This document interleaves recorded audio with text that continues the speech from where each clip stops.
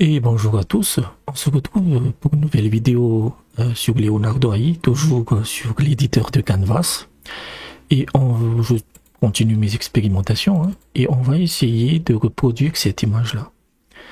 Grosso modo, c'est la même image en fait, mais on a tenté, j'ai changé le background. Et sur logiciel photo, de retouche photo, c'est très facile, mais on va essayer de voir ce qu'on peut faire avec l'éditeur de Canvas. Donc là, j'ai mis ma prompt négative. Là, c'est ma prompt, donc une belle femme qui est debout, stand up, et qui juste quelques paramètres photoréalistiques, max détail et beautiful color. On veut pas d'une très belle image, mais c'est juste pour vous montrer les techniques. Et que ça marche, pour que ça marche, en fait, vous devez aller ici dans Advanced Setting et on va utiliser une seed fixe. Une seed fixe, en fait, c'est que l'image ne va pas changer. Voilà, c'est en général on utilise toujours une random seed, une seed aléatoire pour que l'image change constamment, mais là on veut pas que ça change. Mais ça suffira pas puisqu'il faudrait aussi utiliser cette fonction-là de verrouillage. Déjà on génère et on va voir ce qu'il nous propose. Donc après quelques tests, voici les images qu'il propose. J'aime bien ça, la position de... On va accepter. Ok, donc la seed elle est fixée et on va cliquer sur ce cadenas. J'ai pas encore totalement compris on dirait qu'il a plusieurs fonctions, mais en gros il va verrouiller la zone en fait. Il verrouille la zone et je clique dessus, là il est fermé, hein, donc il est verrouillé. Et non, c'est pas ça. On va générer directement. C'est-à-dire que je change pas la zone en fait du calcul. C'est sur la même photo. Et comme la seed est fixée, ben on va théoriquement avoir la même image. Et c'est la même image et je peux la bouger comme ça. On accepte et on génère. Et on génère. Après, si vous déplacez l'image, donc la zone, mais que la seed reste fixée, j'ai eu des images différentes. C'est un peu bizarre, peut-être que c'est l'éditeur de Canva. Donc voilà, troisième image. En fait, on va essayer de faire les 4 saisons. Je vais juste les aligner un peu. Je reviens dès que j'ai les 4 images. Donc, on a nos 4 images identiques. J'ai déverrouillé le truc et maintenant on peut déplacer le canvas. On va aussi désactiver la seed fixe, on n'en a plus besoin, on a nos 4 images. Maintenant, l'outil qu'on va utiliser, c'est Erase, c'est-à-dire effacer.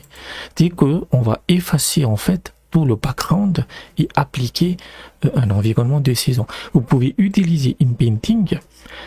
La différence de l'InPainting, en tout cas pour mes tests, c'est que il va pas remplacer l'image. Il va essayer de faire une espèce de fusion avec cet arrière-plan neutre et la nouvelle prompt qu'on va faire. Donc je préfère effacer directement en disant que ça c'est une zone vide maintenant. Maintenant tu peux créer à partir de 0. Donc vous cliquez sur Erase. Vous pouvez, si vous avez déjà créé des masques, vous pouvez cliquer cette option genre c'est pour juste effacer le masque et non pas la photo. Mais là, on veut générer, on veut effacer juste l'image. En fait, je vais essayer de suivre le contour et pas grave que si vous n'êtes pas très précis, hein, juste. Je reviens dès que j'ai rempli le truc. Donc là, j'ai effacé tout le contour de l'image. Essayez vraiment d'être aussi précis, hein, parce que parfois je vois, vous voyez, c'est toutes petites zones de contour. On va essayer de les séparer parce que l'IA va tenter de calculer même avec ces quelques petits pixels. Donc on va juste mettre ici la première saison qui est l'été. Les landscapes ça marche. Parfois ça marche bien. On va essayer de voir ce qu'il donne. Hop. Donc on pourrait dire, mais ce serait beaucoup plus facile sur un logiciel de retouche. Donc là, j'ai effacé l'image. Je pourrais la télécharger et cette partie-là sera en arrière-plan puisque c'est téléchargé en PNG. Mais ça c'est via l'IA en fait. Vous voyez, et c'est pour ça que c'est problématique parce que en fait comme il y a ces quelques petits contours là, ce truc là, vraiment ce minuscule, et ben l'IA utilise ces parties. Mais c'est pas grave, on va faire plusieurs générations et on aura forcément quelque chose qui nous convient. Donc on a un arrière-plan d'été estival et là encore, vous voyez, il y a des bordures qui sont laissées. C'est pas parfait, mais on est un peu pressé par le temps, donc on va juste accepter. Voilà. Et une fois que vous avez fait, vous déplacez le cadre. Après, c'est un processus long, hein, mais ça vous permet vraiment de faire ce type de montage. Donc on reprend les raises. Malheureusement, il sauvegarde pas le masque. Ça, ce serait bien qu'il puisse sauvegarder des modèles de masques. Et on recommence. Hop, j'ai effacé le truc. Et là, on va mettre après l'été, c'est l'automne.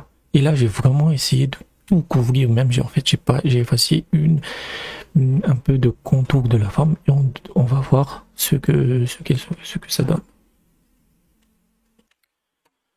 Hop.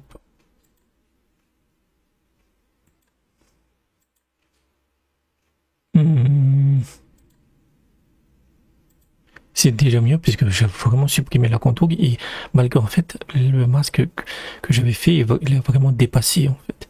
Mais il a réussi à reconstruire la forme. Là, c'est ça vraiment le secret, c'est vraiment ne laisser aucune zone précédente de l'arrière-plan. Je pense que je vais prendre ça. De toute façon, c'est juste pour vous montrer la technique. Hein, et on déplace et on fait la même chose. Donc ça vous permet vraiment de composer comme vous voulez. Je refais le masque et je reviens. Hop, on a terminé le masque et vous voyez que vraiment j'ai même pris une partie de la forme. Pour vraiment, et il y aura aussi ça.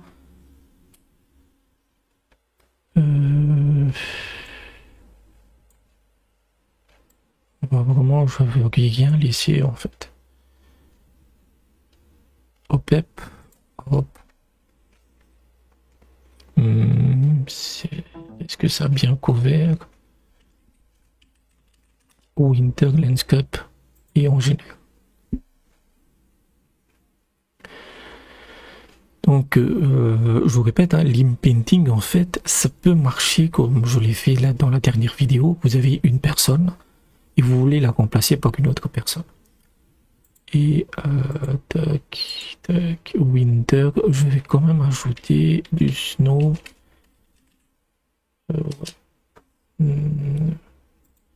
Parce que ça, c'est un peu le début de l'hiver, quoi. Donc l'embedding, c'est plus une fusion. La suppression est vraiment, c'est beaucoup plus efficace pour ce type de technique. Là, c'est beaucoup mieux.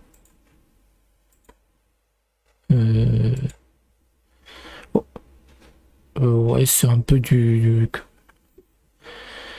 dessin de Noël, mais on va juste accepter et on recommence pour le dernier.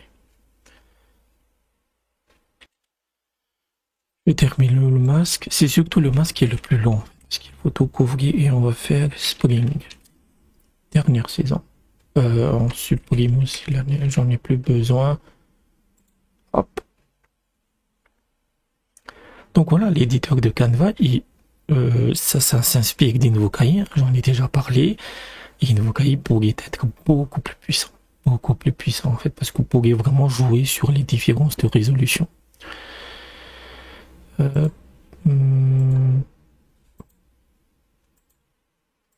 va recommencer. Comme il y a des parties juste ici, des petits parties, en fait, il tente de prendre. Mais c'est absolument hallucinant à quel point même des petits pixels, en fait, peuvent récupérer. Je vais prendre. On va tester une dernière fois. même des petits, vraiment, c'est quelques pixels, il arrive à recréer une image à partir de ça, en fait. Vraiment bien effacer tout le background, en fait. Oui, celle-là, elle est bien. Celle-là aussi, elle est bien. On va prendre celle-là. Hop. Et voilà, on a terminé. Après, c'est pas aligné, hein, parce que j'étais un peu pressé par le temps. Et on peut télécharger. Où se trouve-t-elle? Voilà. Donc, c'est vraiment pas mal, quoi. C'est vraiment pas mal. Ça va être ça, même la miniature. Donc, voilà juste ce que peut faire l'éditeur de Canvas de Leonardo AI. Il est vraiment, vraiment bien, en fait. Donc, je répète, hein, une fois que la première image que vous générez, activez une site fixe, ensuite vous verrouillez le cadenas et vous dupliquez l'image, en fait. Et après, effacement de l'arrière-plan, et ensuite vous voulez mettre la prompt que vous voulez.